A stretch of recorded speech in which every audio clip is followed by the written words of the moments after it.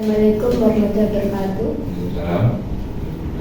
Izin memperkenalkan, nama saya Aura Siva, saya dari kampus IAIN Surabaya. Dengan kakak siapa? Nama saya Uki. Izin pertanyaannya, Ya. sejak kapan awal mula kakak tertarik dalam dunia fotografi? Saya tertarik sejak waktu saya kuliah sih. Waktu mungkin ya sekitar tahun 2009-2010. Waktu itu saya mulai tertarik dengan fotografi karena melihat teman saya yang sering kemana-mana bawa kamera, sepertinya keren gitu. Terus ternyata setelah saya dalami menarik juga ya fotografi, akhirnya tertarik dari tahun tersebut. Apakah ada hal yang menantang bagi Anda dalam fotografi? Fotografi sangat menantang sebenarnya, apalagi kalau pekerjaan saya sebagai fotografer di studio ya. Kebanyakan kan fotonya foto keluarga, foto wisuda, ya dengan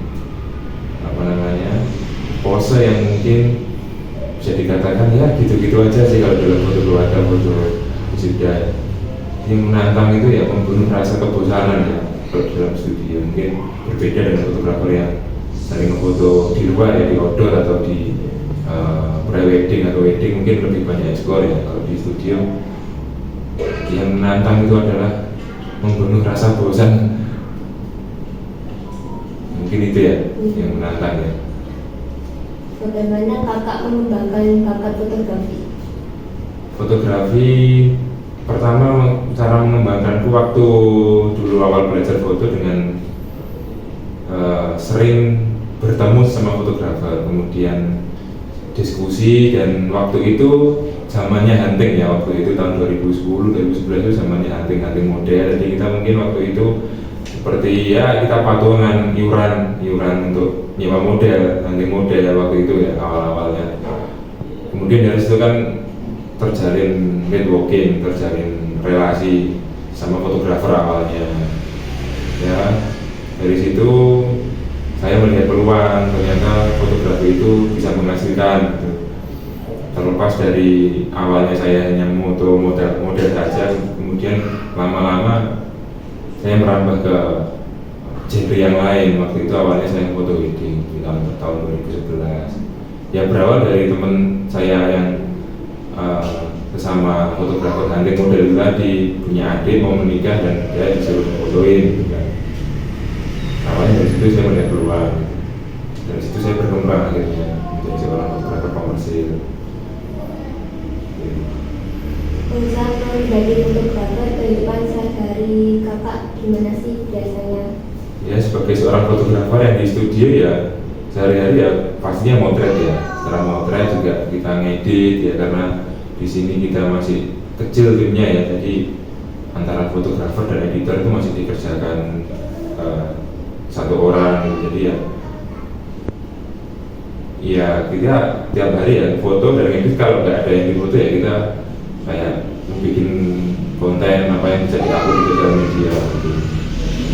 Itu saya sebagai seorang fotografer sendiri. Bagaimana fotografi dapat mempengaruhi pandangan kita terhadap dunia? Menurutku fotografi sangat membuka cakrawala saya ya sebagai seorang pribadi, yang mana fotografi itu ternyata luas banget ya. Jadi dari situ saya bisa kemana-mana ya. Waktu masih sebagai seorang fotografer wedding, saya bahkan bisa sampai ke luar negeri dari fotografi ya. Saya bisa melihat negeri orang karena fotografi.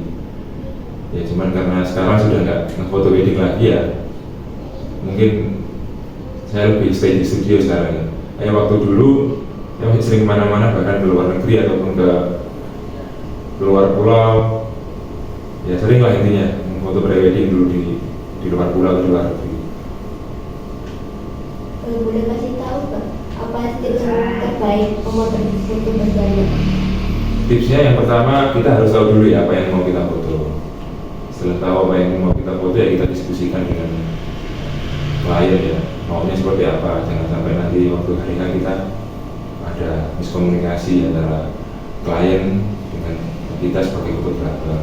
Nomor dua, siapkan storyboard atau moodboardnya. Jadi kalau kita sudah tahu apa yang diinginkan klien, kita bikin moodboard. Jadi klien setidaknya itu tahu apa yang akan kita kerjakan nanti. Seperti moodboard itu kan banyak ya, mungkin posenya seperti ini, atau misalkan di foto produk mungkin nanti propertinya akan seperti ini, lightingnya akan seperti ini. Jadi itu nanti akan sangat memudahkan kita sebagai fotografer kalau kita sudah ada moodboardnya. Baik, terima kasih.